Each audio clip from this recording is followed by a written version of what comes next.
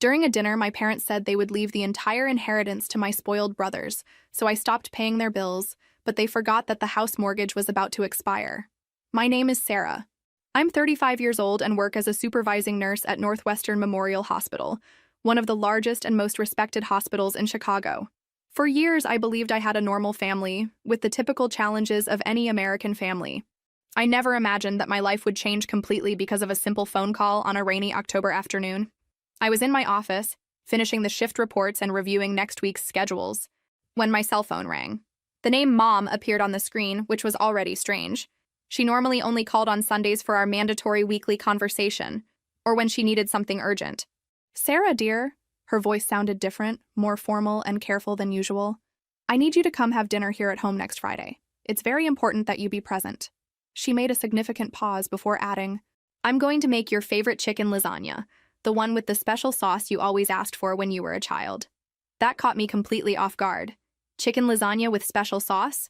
She hadn't made that in at least 5 years. Since I graduated in nursing and started working irregular shifts, our family meetings became rare, and when they happened, usually ended in tension. Mainly because my twin brothers, David and Mark, 28 years old, always found a way to turn any family reunion into some kind of drama or request for financial help. "What kind of important, Mom?" I asked, already mentally imagining all the possibilities. Maybe my father was sick. Maybe one of the twins had gotten into some financial trouble more serious than usual. Or maybe they needed money for some new crazy get-rich-quick scheme. "You'll find out on Friday. Just show up, okay? At 7 o'clock sharp. It's really important for the whole family." Her tone left me deeply uneasy. There was something definitive in that voice, as if she was about to announce something irreversible and had already made all the necessary decisions. It was the tone she used when I was a teenager and had broken some important rule. Formal, a little distant, but decided. I agreed to go, more out of growing curiosity than real desire to spend an entire evening with my family. The last few years had been progressively more difficult in terms of family dynamics. Since my father retired from the auto parts factory where he worked for 30 years, and my mother stopped working as a secretary at a local school, I had been helping financially consistently. It wasn't a fortune, $500 monthly transferred directly to their joint account, but it made a significant difference in the limited retirement budget they had. Besides, I paid for my father's additional health insurance, which cost $200 monthly, and occasionally helped with necessary house repairs, emergency bills, and expensive gifts on birthdays and holidays. It was my silent and constant way of giving back everything they did for me during my childhood and education. Well, at least that's what I told myself. Actually, when I stopped to think honestly about it, I realized that the treatment I received during my youth wasn't exactly equal to what my brothers received. While I worked part-time at McDonald's since I was 16 to pay for my own clothes, school supplies, and small luxuries, David and Mark received generous allowances of $50 weekly without needing to work or do anything beyond basic household chores. When they turned 18, each one got a used but fully functional car, a Honda Civic for David and a Toyota Corolla for Mark. I, on the other hand, drove my mother's 1998 Honda Civic until I could save enough money to buy my own car at 22, after 2 years working as a registered nurse. During college, while I worked as a nursing assistant on weekends and did night shifts to pay tuition and books, my parents fully paid for the experimental courses that David took. First graphic design, then photography, then digital marketing.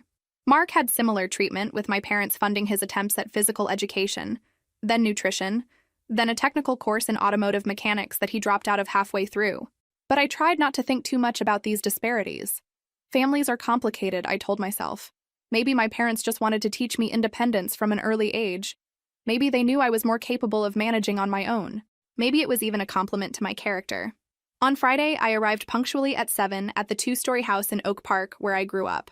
The house was impeccable, as always happened when my mother wanted to impress someone or mark a special occasion. Every surface gleamed, there were vanilla-scented candles lit in the dining room, and the unmistakable smell of chicken lasagna hung in the air, mixed with the aroma of homemade garlic bread. David and Mark were already in the living room, sitting on the brown leather sofa like two princes waiting for a royal audience. David, the more extroverted of the two, worked sporadically as a freelance graphic designer, always complaining that clients didn't understand his artistic vision or didn't pay what his work was really worth. Mark had tried various professions in the last 10 years: insurance salesman, personal trainer, administrative assistant, even a questionable period selling dietary supplements online through a multi-level marketing scheme. Neither of them had managed to stabilize professionally or financially. "Hi, Sarah." Mark greeted me with a smile that seemed too forced and too wide. "You look great. Is work at the hospital going well? I heard you might be promoted to nursing manager soon." I responded politely, thanking him for the question and confirming that there were some interesting opportunities on the professional horizon. I noticed that both seemed more dressed up than normal.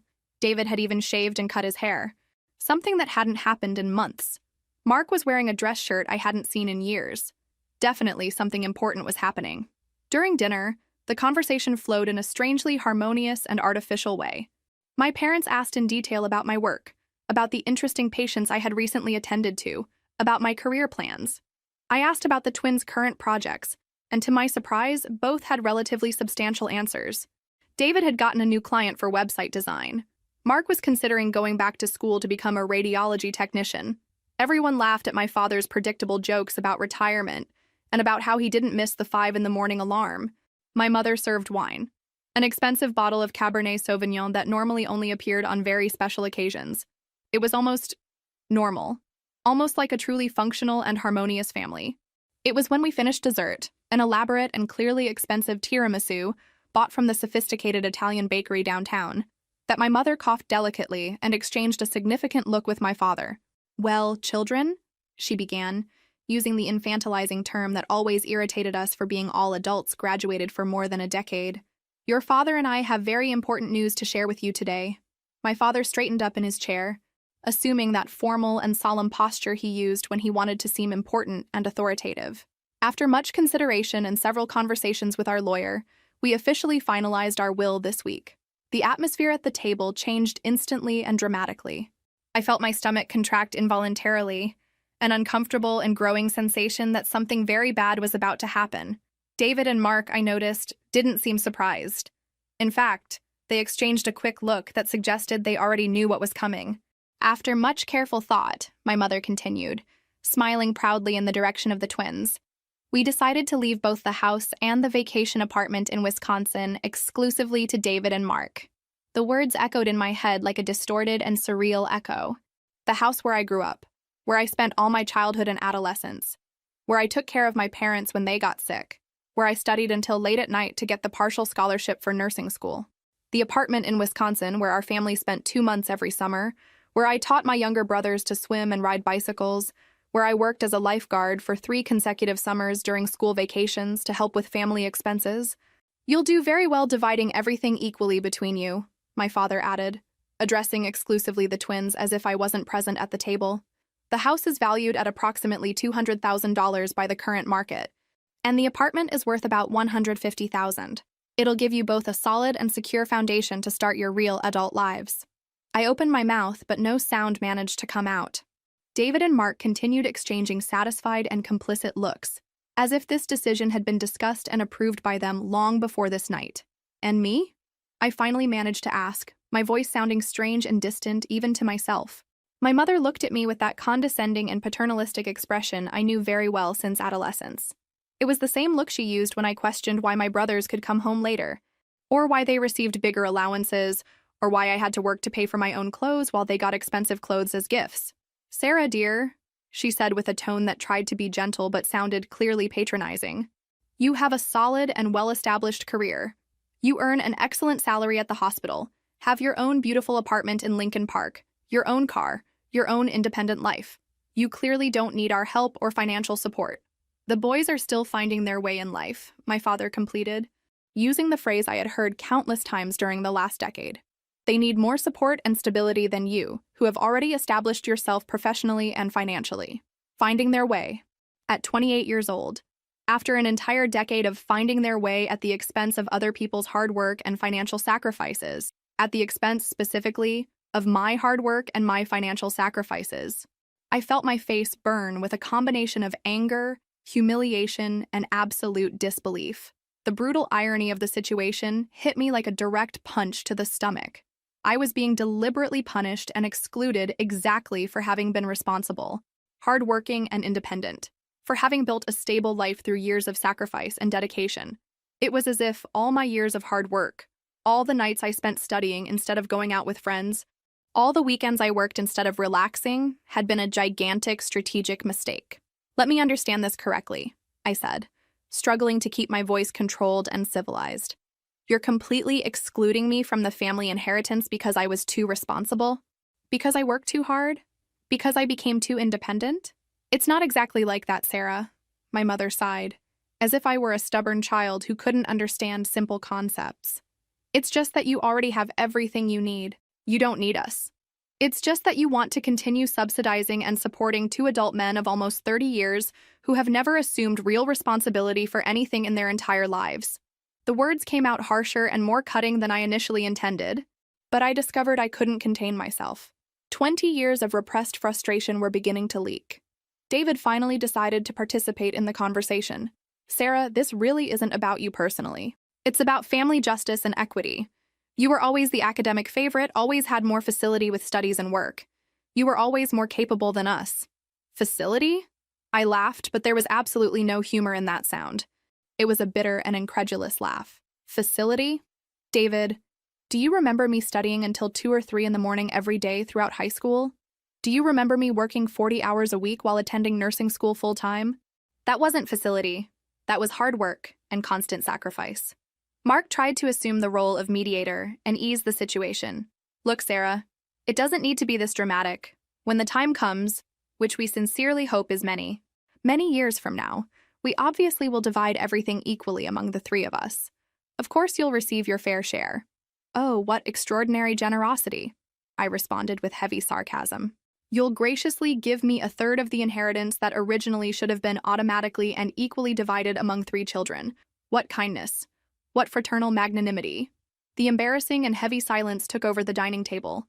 I could feel the tension growing exponentially. My father, clearly irritated with the direction the conversation was taking, hit his closed fist on the table forcefully, making all the plates, glasses, and silverware clatter alarmingly. Enough of this discussion. This decision is already made and finalized. You are our family and will respect and accept our final will. Period. Something fundamental inside me broke at that specific moment. It wasn't exactly anger. It was something colder, more calculated, more definitive. A crystalline and implacable clarity about exactly where I was positioned in the hierarchy and priorities of this family. For 20 years, I had been the obedient daughter, the one who helped financially, the one who solved problems, the one who made silent sacrifices for the common family good. And my reward for 2 complete decades of dedication had been being summarily cut from the family inheritance. You know something? You're absolutely right, I said, calmly getting up from my chair. I really am too independent. So extraordinarily independent that I no longer need to financially support a family that clearly doesn't value me or consider me worthy of equal treatment. Sarah, what exactly are you trying to say with that? My mother asked. And for the first time that entire evening, I detected a genuine tone of concern and alarm in her voice. I mean very simply that, if I'm too independent to receive family inheritance, then you're also too independent to receive my charity and continued financial assistance. I picked up my purse and coat, deliberately heading for the front door. The $500 monthly I transferred to you, Dad's additional health insurance that costs $200 a month, the expensive house repairs, the birthday and holiday gifts, absolutely everything ends today. You can't be serious about this, David said, finally seeming genuinely alarmed and worried. I'm more than serious. If you don't consider me family enough for inheritance, I don't consider you family enough for continued charity. Sarah, dear, please let's sit down and talk about this like civilized adults, my mother desperately tried, quickly getting up from her chair. There's absolutely nothing to talk about or negotiate. You made crystal clear and unequivocally what exactly my place and value in this family is. I opened the front door forcefully. Good luck finding another person willing to financially sponsor the spoiled boys and eternal teenagers. Sarah Elizabeth, come back here right now, my father shouted with his most authoritative voice. But I was already determinedly going down the porch steps, walking with firm steps toward my car. I could hear agitated and increasingly loud voices coming from inside the house, but I didn't turn around for even a second. I didn't look back. For 20 complete years, since I started working at 15 years old, I had consistently been the responsible daughter, the one who helped without questioning, the one who solved family financial problems, the one who made personal sacrifices for the common good. And my official reward for 2 entire decades of unquestionable dedication had been being deliberately cut from the family inheritance because I was too independent. Well, if they wanted a real and complete demonstration of absolute independence, I was about to give exactly that. During the entire trip back to my apartment, my mind was working at an accelerated pace, processing not only the anger and humiliation, but also the practical implications of everything that had just happened. It wasn't just about the money, although $350,000 in properties wasn't exactly a despicable amount. It was fundamentally about the underlying principle. It was about the fact that my own parents had consciously reduced me to a convenient money-making machine, useful for solving emergency financial problems, but not worthy of being treated as a true family heir. I arrived at my apartment in Lincoln Park, a modest but comfortable and cozy place I had bought 3 years before with much sacrifice and careful financial planning, and immediately grabbed my laptop. If I was really going to do this, I would do it completely and definitively. First measure: immediately cancel the automatic monthly transfer of $500 to my parents' joint account. I accessed my online bank account and, with a few decisive clicks, canceled the scheduled transfer. Done. Second measure: call the insurance company on Monday morning to remove my father from the supplemental health policy I paid monthly. This would represent an immediate savings of $200 monthly for me and a new expense of $200 monthly for them. Third measure: meticulously review all other expenses related to my extended family. Expensive birthday and holiday gifts, the elaborate Christmas dinner I always offered and paid for in full, the professional gardening service I hired for them the previous year when my father started complaining about back pains. Absolutely everything would be permanently cut. My phone rang 3 times during that long and agitated night. I didn't answer any of the calls. In the following 3 weeks, I maintained an absolute and impenetrable silence. I didn't answer phone calls, didn't return text messages or voicemails, didn't show up for the usual and mandatory Sunday visit. It was as if I had simply disappeared completely from their lives and reality. At work, I concentrated and dedicated myself more intensely than ever. I took extra shifts whenever possible, enthusiastically volunteered for special and challenging projects, talked in detail with my supervisor about concrete opportunities for growth and promotion. If I was going to be really and completely independent, it would be in the best possible way and with maximum professional success. It was during one of these productive weeks that I received casual but interesting information. My colleague Jennifer, who worked in the hospital's administrative finance department, mentioned during our usual coffee break that her younger brother was a real estate broker specialized exclusively in investment and rental properties. "Have you ever seriously considered investing in real estate, Sarah?" she asked while we drank coffee. "With the stable income you have, your excellent credit score, and your proven professional stability, you would be an absolutely perfect candidate for investment property financing." The conversation planted an intriguing and promising seed in my mind. While my family was probably starting to painfully feel the absence of my $500 monthly dollars, I was saving and accumulating that money for the first time in many years. Along with all the money I didn't spend on expensive gifts and constant family favors, I had a considerable and growing financial amount rapidly accumulating in my savings account. But the real dramatic turnaround came on a gray Thursday afternoon, exactly 3 weeks and 2 days after the disastrous dinner, when my phone rang persistently in the middle of my shift at the hospital.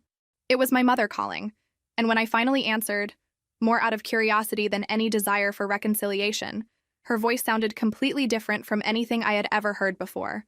No longer condescending or controlling as always. She sounded genuinely desperate, vulnerable, and scared. "Sarah," she said, and I could clearly hear that she was crying. "Please, I beg you, I need to talk to you urgently. It's a real family emergency." "Mom," I responded calmly, pausing my review of medical records to give full attention to the call. "What specifically happened?" "Sarah, dear, we are facing very serious financial problems." Her trembling and broken voice immediately told me everything I needed to know about the severity of the situation. "The electric bill arrived yesterday, and it's $420 that we simply can't pay. Your father's supplemental health insurance expired 2 weeks ago, and they're charging $800 for the overdue month, plus penalties. And Mark's monthly car payment?" She made a long and embarrassing pause. "Mark's car payment is 3 weeks overdue, and they're threatening to repossess the vehicle." It was interesting and revealing how the real financial consequences arrived so quickly when you stopped being the family's personal bank and private charity source. "And?" I asked deliberately, keeping my voice neutral and emotionless. "And, well, we never really realized or calculated how much you helped us financially every month. The boys haven't been able to find stable work yet. and your father's limited retirement barely manages to cover the basic house mortgage and essential survival expenses. Wait a moment. Mortgage? Current and active mortgage? Mom, haven't you completely paid off the house yet? I asked, genuinely shocked. My father had worked faithfully at the auto parts factory for 30 complete years. They had lived in that same house for more than 20 years. How was it possible they still owed significant money? A long and extremely embarrassing silence from the other side of the line gave me the answer before she even spoke. Well, we refinanced the mortgage several times over the years to make necessary improvements to the house, to help the boys with some difficult financial situations, to cover some medical emergencies. Her voice became progressively lower and more ashamed, and now the final deadline for settlement is approaching very rapidly. What deadline exactly? The mortgage? Sarah. The absolute final deadline for total settlement is in exactly 2 weeks. If we can't pay the $68,000 remaining from the outstanding balance, the bank will execute the mortgage and take legal possession of the house. I almost let the phone slip from my hand. $68,000? How the hell did they manage to accumulate a mortgage debt of $68,000 on a house they originally bought for less than $100,000 2 decades ago? How exactly did you get to this financial situation? I asked, now genuinely shocked and curious about the extent of fiscal irresponsibility. It was several small and medium things over many years. The emergency loan of $15,000 for David's new car when he had that accident, and insurance didn't cover everything. The money for Mark's failed attempt to open the personal training business, which cost $12,000 in equipment. The complete kitchen renovation that cost $25,000. The special vacation to Europe we took to celebrate our 30th wedding anniversary. Each individual item on the list sounded like another elaborate justification for impulsive and irresponsible spending. The complete reality of the situation was becoming crystalline and disturbing.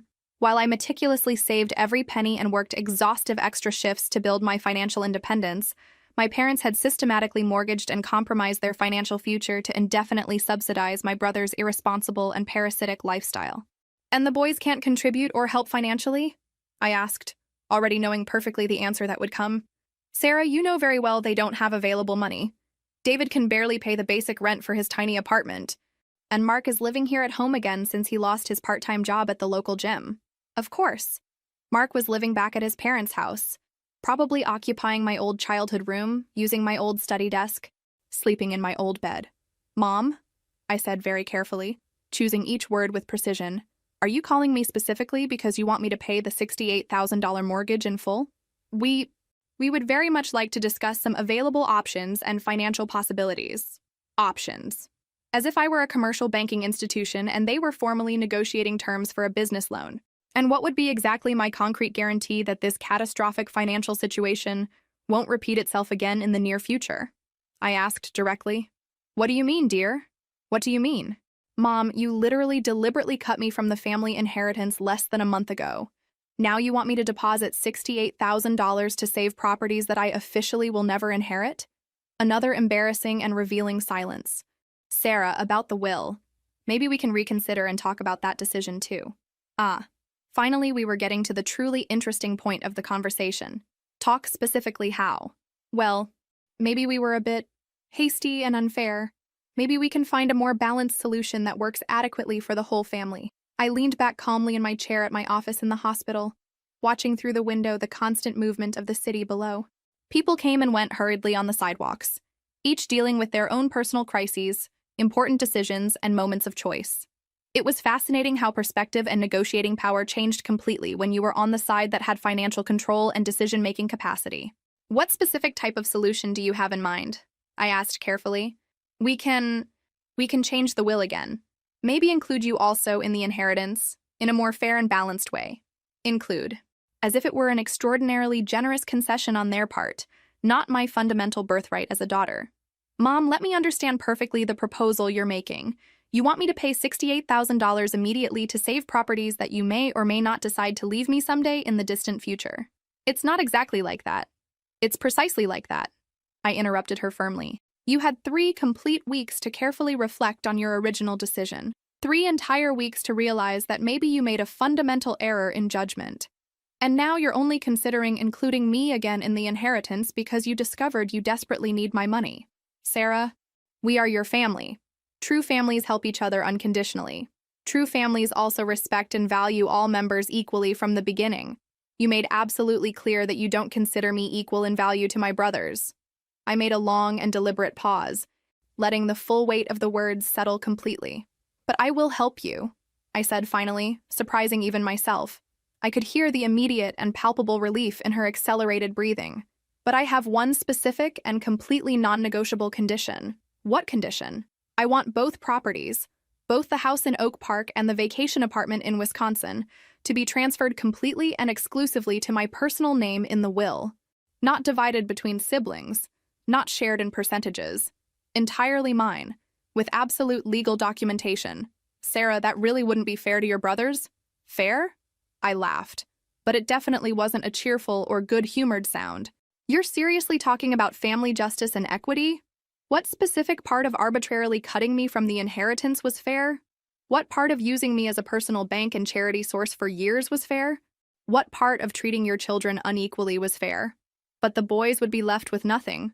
The boys are adult men of 28 years who urgently need to learn to support themselves independently. And you, as parents, need to learn that deliberate actions have real and permanent consequences. I made another strategic pause, letting the proposal settle completely in her mind. These are my final and non-negotiable conditions. Both properties legally transferred to my exclusive name, official documentation signed and registered by tomorrow at 5 in the afternoon, and then, and only then, I will make the bank transfer of $68,000 to save the house. Or you find the $68,000 somewhere else. Sarah, you can't be completely serious about this. This proposal would leave your brothers completely without inheritance.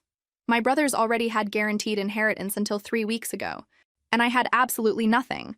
Now I'm offering them exactly the same thing you generously offered me. Nothing. The tense silence from the other side of the line extended for almost 2 complete minutes. I could perfectly imagine the urgent and whispered conversation that was happening in my parents' kitchen. I need to talk immediately with your father and the boys about this proposal, she said finally, her voice sounding defeated and resigned. You have exactly until tomorrow at 5 in the afternoon, I repeated with absolute clarity. After that deadline, you can consider my offer permanently withdrawn. I hung up the phone calmly and leaned back deeply in my chair, my heart beating accelerated with pure adrenaline. I had just made the biggest power play of my entire life, and there was no way to go back. The next 48 hours were a true intense festival of family drama. My phone rang practically incessantly. First David with a long and emotional call, then Mark trying a different approach, then my father with his most authoritative voice, and finally my mother again with a completely different tone. I deliberately let all the calls go straight to voicemail, but I listened to each message carefully. David left a 15-minute message, long and deeply emotional, talking about how I was being cruel, vindictive, and destroying the family bonds that took decades to build.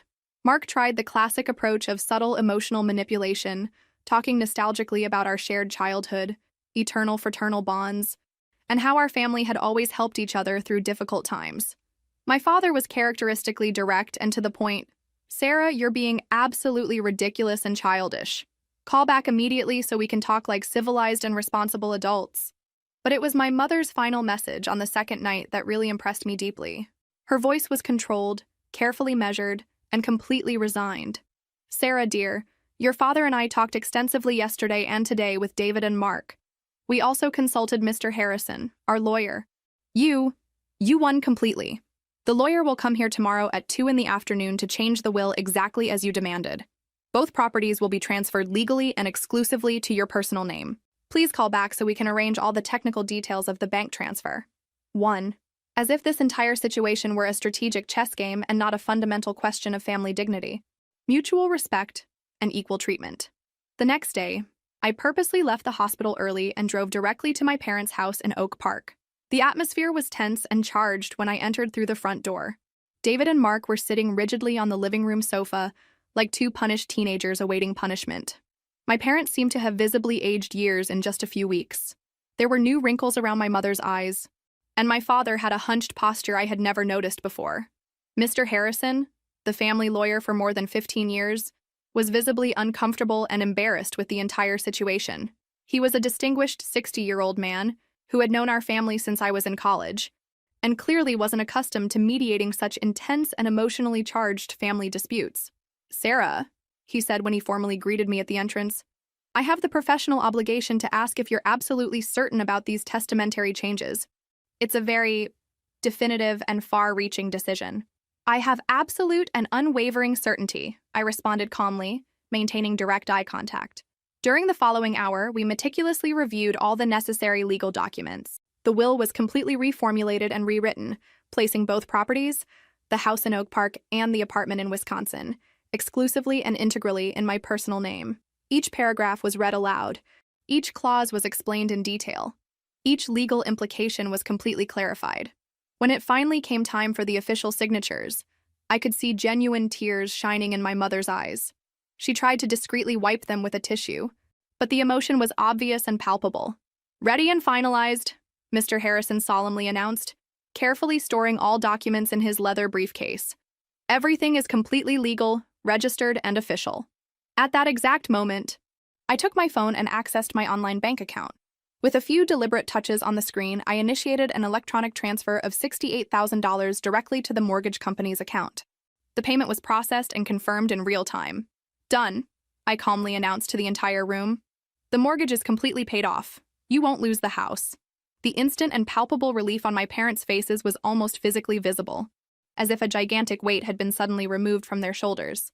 But David, who had remained silent during the entire process, finally exploded in contained fury. "Congratulations, Sarah.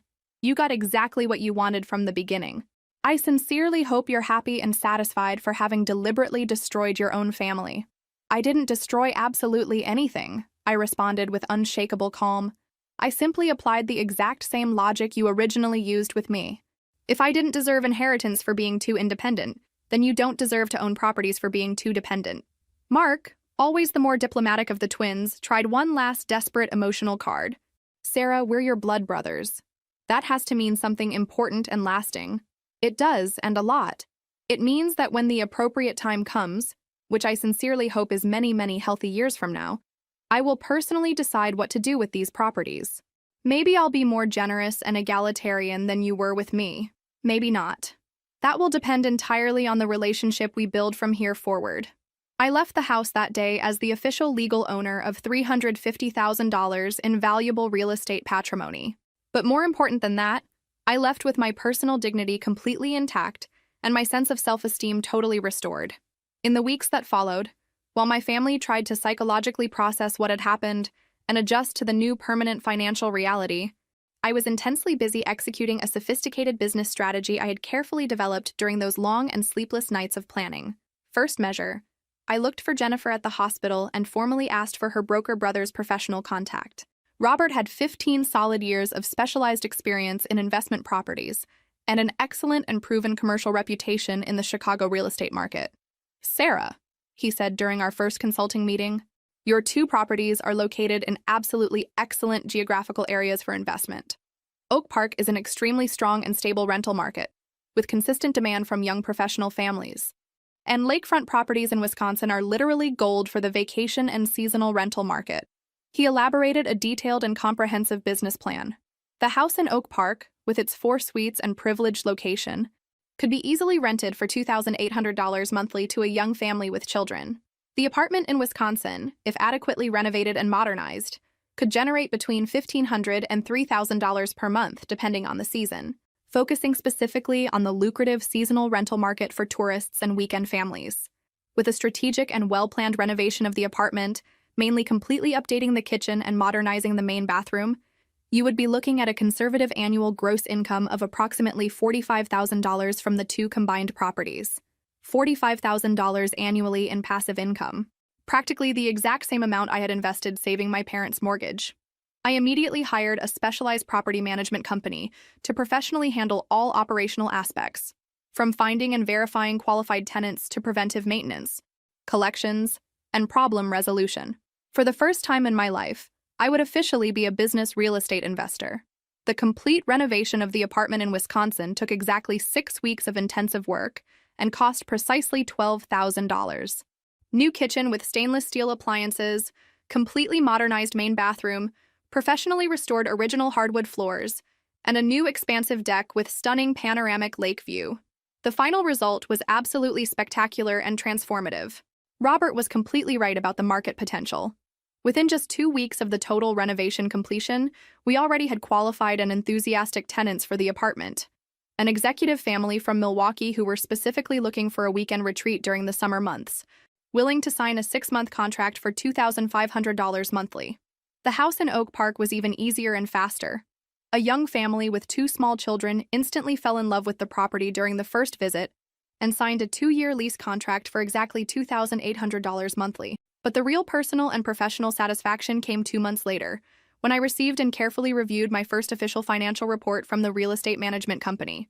Not only were the properties generating consistent and predictable monthly income, but I had gotten bank approval for favorable financing to buy a third investment property, a charming duplex in Lincoln Square that needed only minor and cosmetic renovations.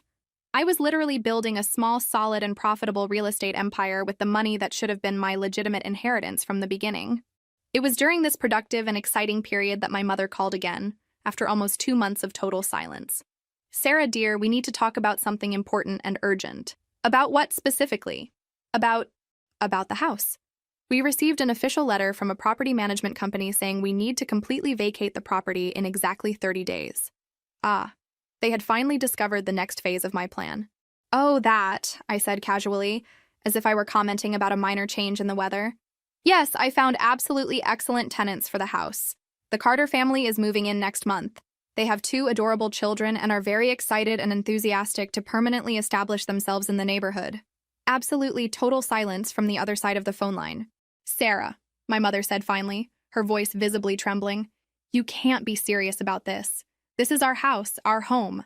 We've lived here for more than 20 years. We raised our family here." "It was your house," I corrected gently but firmly. "Now it's officially my legal investment property. And like any responsible and intelligent investor, I'm putting it to generate maximum passive income. But where exactly will we live?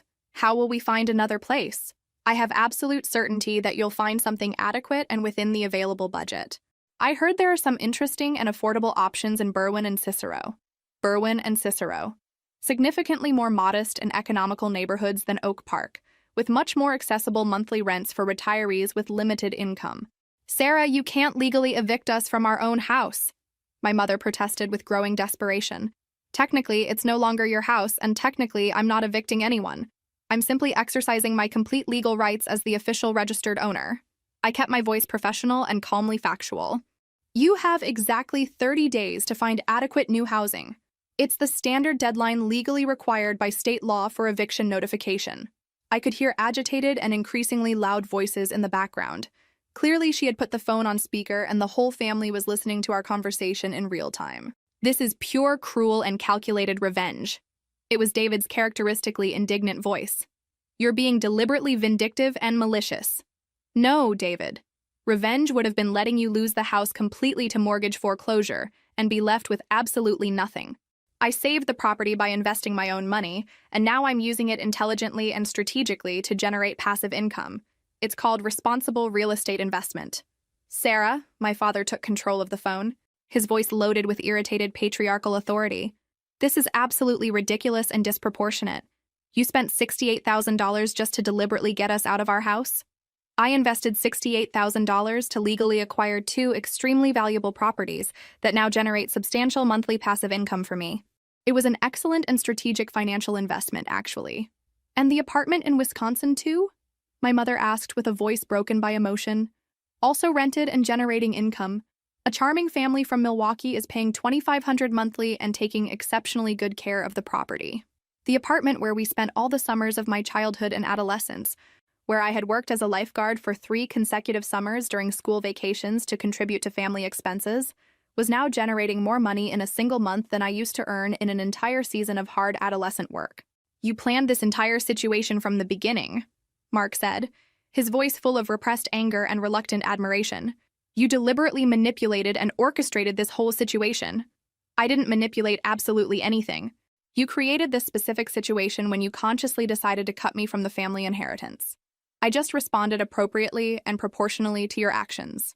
I made a deliberate pause. "Actually, I should sincerely thank all of you. If you hadn't made that original decision, I never would have discovered how extraordinarily lucrative and satisfying the real estate investment market can be. Sarah, for the love of Almighty God, we are your blood family," my mother desperately pleaded.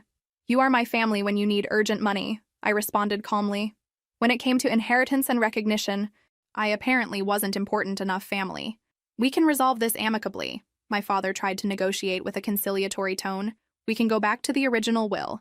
Divide everything equally among the 3 children as it should have been from the beginning. Dad, that ship has already sailed a long time ago and is in the middle of the ocean. You had entire months to make the correct and fair decision the first time. You deliberately chose not to do it. So you're really going to leave us homeless? Without a house? David asked with incredulity. You won't be literally homeless. You'll rent a residence like millions of other American families do every month. It will be a valuable educational experience about real financial responsibility and living within your own means. The call ended abruptly with more screaming, accusations, and empty threats. I hung up the phone calmly and returned to my normal work routine, checking the monthly financial reports of my growing investment properties. 2 weeks later, I received an official call from Mr. Harrison, the family lawyer. Sarah, your parents formally approached me to explore all possible legal options against your recent actions. And what was your professional analysis? And I explained in detail that absolutely everything was executed within the strictest legality. The will was voluntarily changed by them, without any legal coercion or illicit pressure. The mortgage payment was an undocumented and non-reimbursable financial gift. And as the legal registered owner of the properties, you have absolute and unquestionable right to rent them to whomever you wish. Thank you for the legal confirmation. Sarah, he continued hesitantly, may I speak off the record for a personal moment? Of course. In 40 complete years of specialized legal practice, I have rarely witnessed such a complete and definitive family turnaround. Your parents are obviously emotionally devastated, but honestly, after hearing the entire detailed story and historical context, I perfectly understand your actions and motivations. Thank you for the understanding. Just one professional and personal question. Do you really intend to maintain this situation indefinitely? Mr. Harrison, my parents had literally decades to choose to treat their 3 children equally and fairly. They consciously chose not to do it. My brothers had a complete entire decade of adult life to become truly independent and responsible. They chose not to do it. Now all of them will finally learn about real and permanent consequences of irresponsible decisions. The process of my family's move was an intense family drama in 3 distinct acts. First, they desperately tried to find a similar house in Oak Park or surrounding neighborhoods to rent, quickly and painfully discovering that rental prices were far beyond my parents' limited retirement budget. Second, Mark was forced to finally look for real and stable employment for the first time in his adult life, when he realized there would be no more free rooms available in the family house. He got a part-time position at a local gym for $10 an hour. It wasn't much money, but it represented a responsible beginning. David tried a different personal approach. He showed up at my workplace for a face-to-face conversation. Sarah, can we talk privately for a few minutes? I was leaving my shift after a particularly long and exhausting day, and really didn't have the mood or energy for additional family drama, but I agreed to talk briefly in the hospital parking lot. Look, he began with a conciliatory tone, I recognize that things got completely out of control. We all made serious errors in judgment. Errors? I repeated carefully. David, you didn't accidentally forget to buy me a birthday present. You deliberately excluded me from the family inheritance after years of financial support. It was a terrible and unfair decision. We all completely recognize that now. Now that you discovered you need something concrete from me, you recognize. Sarah, Mom, and Dad are truly devastated. They sold half the old family furniture to manage to pay the security deposit for an apartment in Cicero. Cicero, Sarah, you know well that neighborhood's reputation. Cicero was definitely a significant social and economic downgrade compared to Oak Park, but it also represented exactly what they could realistically afford with the limited retirement income they had available. David, you systematically lived beyond your real financial means for many years at my personal expense. Now you're being forced to live within the genuine means you have. That's how financial life works for the vast majority of responsible people. So that's it? You're just going to watch your own family sink financially. You're not sinking at all. You're finally learning to live as completely responsible and independent adults. It's an educational lesson that should have happened many years ago. David became visibly red with contained anger. Do you realize what kind of person this makes you? What specific kind? The cruel kind that deliberately abandons their own biological family because of money. That accusation hit me like an emotional slap. Not because of the pain it caused, but because of the absolutely perfect historical irony. David, I said with unshakable calm, you literally abandoned me from the family because of money a few months ago. The only fundamental difference is that when I do it, I honestly call it fair and deserved consequences. When you did it, you euphemistically called it a responsible family decision. He was completely without articulated response to that observation. Besides, I continued calmly, I didn't abandon you at all. You're still my biological family and always will be. You're simply no longer my permanent financial dependence. David left without saying another word. And that was the last direct and personal attempt at reconciliation or negotiation. In the months that followed, occasionally I heard fragmentary news through mutual acquaintances and colleagues about how my family was gradually adapting to the new permanent financial reality. The information reached me indirectly, through old neighbors, work colleagues who knew my family, and even some hospital clients who casually mentioned having seen my parents or brothers. Mark had managed to be promoted from part-time employee to shift supervisor at the local gym where he worked. Apparently, he was demonstrating leadership and responsibility skills that no one knew existed. He was sharing a modest but clean apartment with a responsible coworker, and rumors indicated he was even systematically saving money for the first time in his adult life. David had finally managed to establish some fixed corporate clients for his graphic design services and was living independently in a small but functional studio in Logan Square. According to reliable sources, he was earning more consistent money than he had ever earned in his life, simply because he was forced to treat his work as a real business instead of a creative hobby funded by his parents. My parents, in turn, had permanently settled in the two-bedroom apartment in Cicero. It was significantly smaller and more modest than the spacious house where they had spent 2 decades. But it was clean, safe, located near public transportation, and most importantly, it was completely within the limited retirement budget they had available. The most fascinating and revealing aspect of this entire transformation was discovering that, forced to live rigorously within their real financial means, all members of my family were finally experiencing genuine personal growth as truly responsible and independent adults. Who could imagine that forced financial independence could be so educational and transformative? Meanwhile, my own real estate portfolio continued growing steadily and profitably. With the predictable monthly income from the 2 original properties, I had gotten bank approval for additional financing for a 3rd investment property, then a 4th, and eventually a 5th. Within 18 complete months, I owned and managed 5 different rental properties, generating solid, consistent, and substantial income. Jennifer at the hospital frequently joked that I was rapidly transforming into a local real estate magnate. It wasn't quite an accurate description yet, but for the first time in my entire adult life, I had true robust financial security and total and complete economic independence. 18 months after that fateful dinner that changed absolutely everything, my life had transformed in a completely unrecognizable way. I now owned and managed a real estate portfolio of 6 different properties, had a substantial and constantly growing savings account, and for the first time was seriously considering reducing my intensive hospital workload to dedicate more time and energy to my expanding real estate investments. The historical irony didn't go unnoticed by me for even a moment. By trying to punish me specifically for being too independent, my family had inadvertently forced me to become truly and completely independent permanently. It was on a sunny Saturday afternoon, while I was quietly reviewing detailed financial proposals for a potential 7th property, that I received a completely unexpected and surprising phone call. It was my mother again, but her voice sounded dramatically different from any tone I had heard before.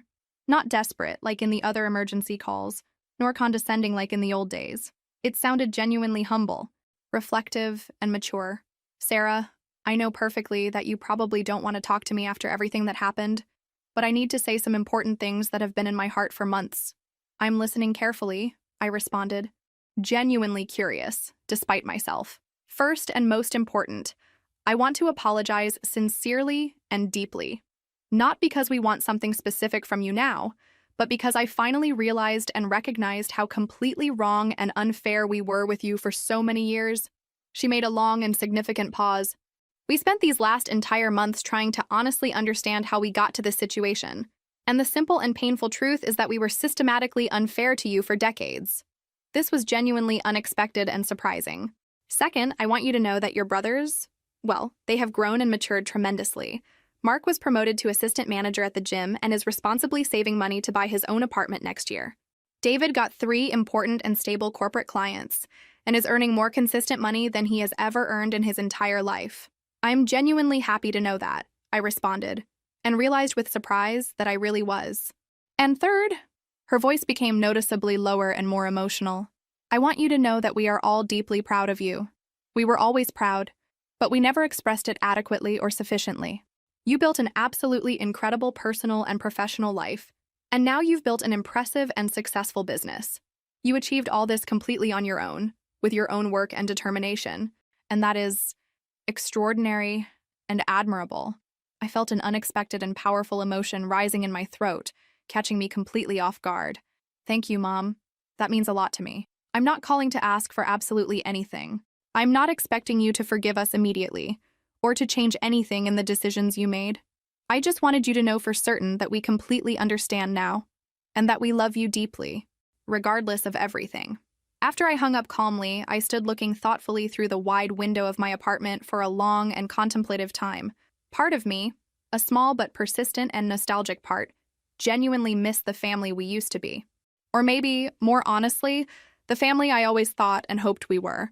But a significantly larger and more realistic part of me knew with absolute certainty that the fundamental changes that happened were not only necessary, but beneficial for everyone involved.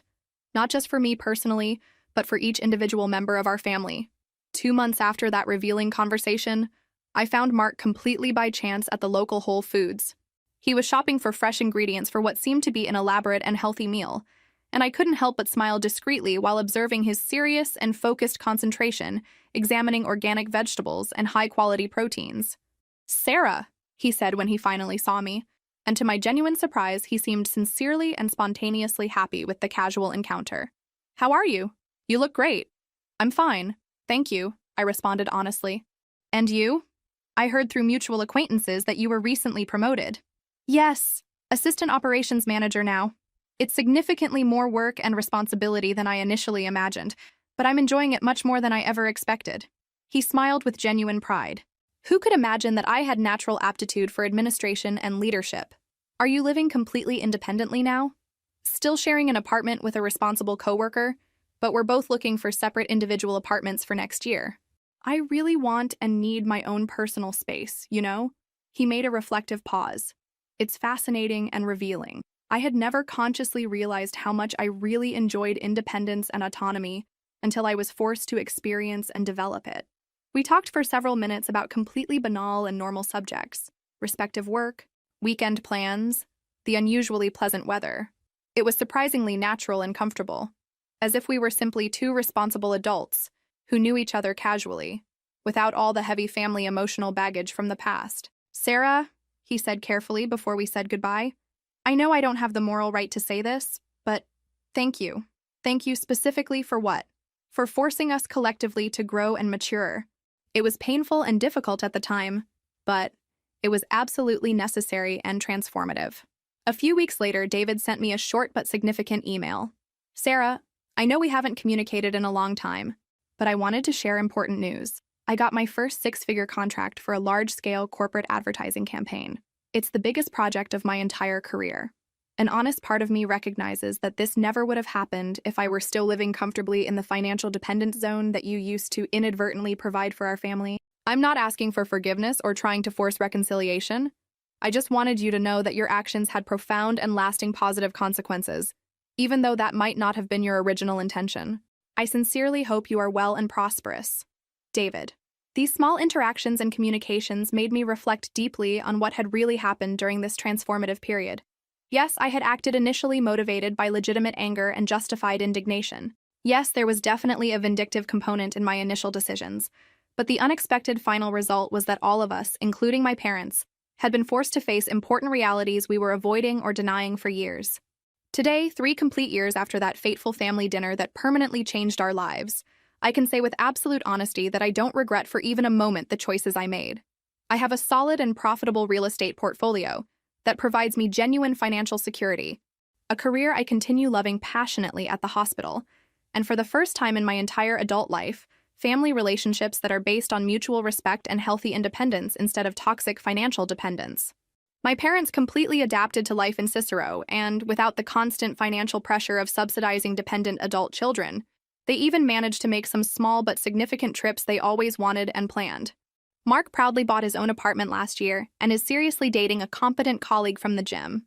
David substantially expanded his design business and hired 2 talented part-time employees. Occasionally, we meet at mandatory family events, important birthdays, major holidays, and the interactions are consistently cordial, respectful, and even genuinely affectionate. But there's a tacit understanding, unverbalized but mutually comprehended, that the old destructive patterns of financial dependence and unequal treatment ended permanently forever. Some well-meaning people periodically ask me if I plan to eventually forgive my family and restore their original inheritance rights. The question always amuses me internally because it incorrectly presupposes that I'm still acting primarily out of anger, resentment, or desire for revenge. The truth is significantly simpler and more mature.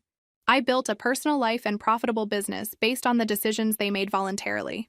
These properties are no longer traditional family inheritance. They are my legitimate investments, acquired with my own hard work and my own saved money, generating substantial income that allows me to live exactly the life I always wanted and deserved. Maybe many years from now, when my own inevitable time comes to make a personal will, I'll surprise everyone with unexpected generosity and egalitarian inclusion. Or maybe I'll decide differently. The fundamental and important difference is that now this will be exclusively my personal choice, based on the relationship we build progressively from here forward, not on automatic family obligations and unquestioned expectations from the past. For now, I'm completely satisfied and at peace knowing that each member of our family finally learned to assume total responsibility for their own life. And that, ironically, by trying to teach me about independence through arbitrary exclusion from inheritance, my family inadvertently gave me the greatest possible gift, the absolute motivation and necessary determination to build my own substantial wealth and achieve true lasting independence. Sometimes, I discovered, the best revenge is simply living extraordinarily well and definitively proving that you never needed them as much as they always needed you.